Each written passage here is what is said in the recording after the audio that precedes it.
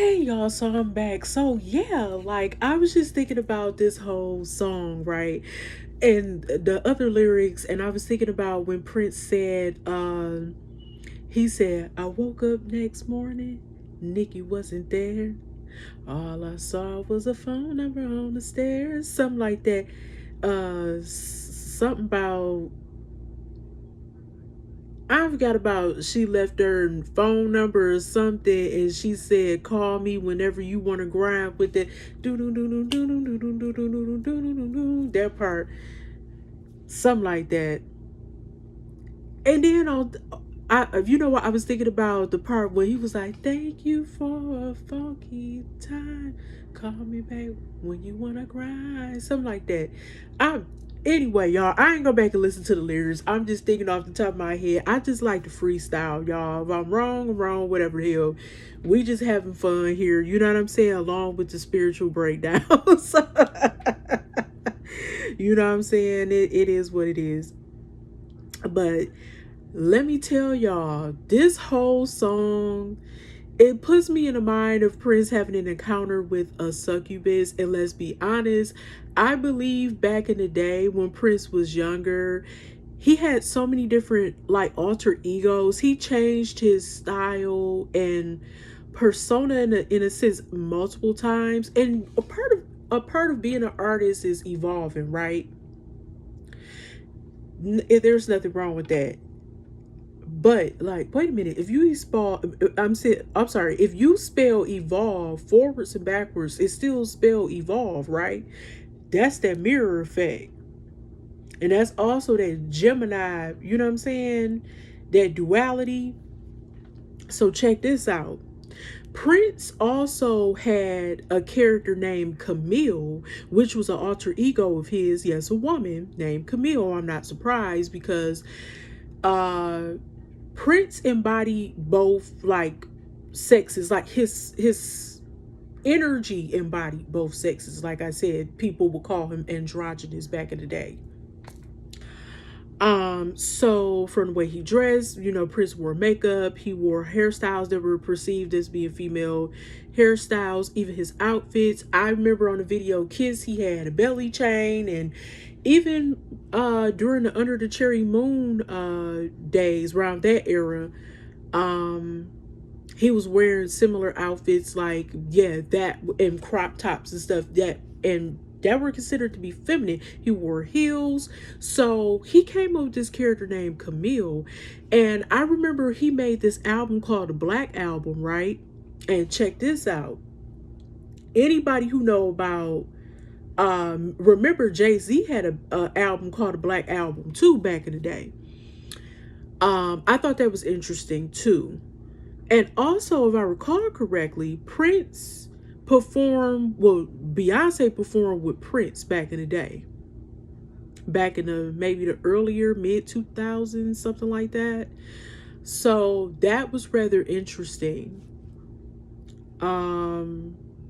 Also, let me start talking about the hit messages before I forget, before this damn camera cut off again. Let's tap into the hit messages. And then I'm going to segue into talk about Tupac, because on his album All Eyes on Me, he sampled the end part of DArLiNg NiKki, which is the most sinister sounding part of the song, the most wicked sounding part, because he was going ha ha ha ha, like he was laughing, but it was a slow laugh, y'all. That shit was scary, baby. You talk about that scared the shit out of me when I was a kid, hearing that ooh, because it was what they would call backmasked. I would play that. I wanted to do a video, and eventually I'm going to start doing videos that show slides and stuff, but I'm not quite there yet. I'm going to have to build that comfortability, and that takes a lot of time. So I'm going to work on that eventually in the future, near future. But the end of the song is the spooky part, and it's a hit message in the whole song. I talked about the other hit messages of what I decoded pretty much what I thought was going on, but we're also going to talk about Tupac, who was also a Gemini, Why when I talk about Prince and Tupac, I almost want to say it like they still here. That's because they're legends, and their legacy lives on and on, to the end of time. No pun intended, because Pac also had a song called "To the End of Time." Can't remember if he had an album. I thought he had an album named that too. But anyway, let me get back. Okay, let me get back on board here, on track here. So the end of the song "DArLiNg NiKki" is the part that scared the living daylights out of a lot of people, because it was backmasked, and he was really saying it's all going to be over soon or something like that. But it sounded like a church hymn, like almost like like a church chorus line, because it was doing some wild, y'all, I'm about to get tongue tied up in here. It was doing some wild shit like ooh, oh, ha ha ha ha ha. That part, it scared the shit out of people, and they were like, what in the fuck am I listening to? And I don't want to bring anything, into my space, but it was what people would call backmask. People used to reverse lyrics a lot back in the day, and they still do it until this day, allegedly.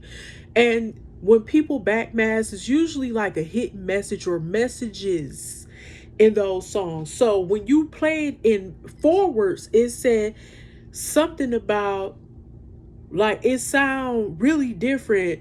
Talk about it'll all be over soon, something like that. That's what it sound like in forward. But because I think it was going like, when it was reversed, that part didn't scare me, the harmony part. And it was like, yeah, yeah, and it said like, and some other weird shit like something, and it was like ha ha ha. That shit was crazy as fuck. Y'all look on YouTube, and I don't endorse this, but I want y'all to listen to the end of "DArLiNg NiKki" forward and backwards. They got the backmask version, y'all, and they got it where they played it frontwards, and that's how I figured out what he was saying. And I said, oh, he put a religious reference in there. And you got to think, the name of the album is called What? Purple Rain. Purple Rain, a lot of people was wondering what did he meant by, was this talking about an apocalypse, like the end of the world with chemical warfare or something, and the sky is going to be raining purple, like literally like purple rain for radiation. There were so many theories about it, but I just really think that maybe it could have been something of that nature. When I thought about purple, I thought about the crown chakra, right? So I know that Prince was very, very intuitive. Obviously, he was quite prolific in some ways. He really was. If you listen to his album Sign of the Times and all this other stuff, the man had some gifts, y'all. He could play all these different types of instruments. That's why I said in part one is giving like that Apollo type of effect, because he was also over music, and people also compare Apollo to Lucifer in a sense. You know what I'm saying? So because of the music, the god of music in Greek mythology and stuff, and Lucifer was the angel of music in heaven, or the minister of music, okay? Or director, however you want to put it, y'all. This got me itching, y'all. This is some scary shit. Now, when I heard that, it was like something sent chills in my body. It used to scare the shit out of me when I was younger, and it still scares the shit out of a lot of grown people. And I'm quite sure children listen to that, it will scare the hell out of them as well. Even if a dog will listen to it and be like, oh, like, what the hell? Because it's a different frequency when music is played in reverse. And it's pretty spooky. And it can scare the hell out of someone who's not used to um breaking things down from I guess you would say a very spiritual standpoint, right? It's crazy because it's starting to get dark in my room, and I was just like, wow, I'm about to turn on the bigger light and close my blinds, right? But anyway, I wonder what made Prince want to add it sound like gospel at the end of a song, basically talking about making a pact with the devil, allegedly, or at least a devil-like or demon type of entity, also named NiKki. And I thought that was very interesting. And also, I thought, like, was he trying to say that the devil was a woman or Lucifer is a woman or whatever?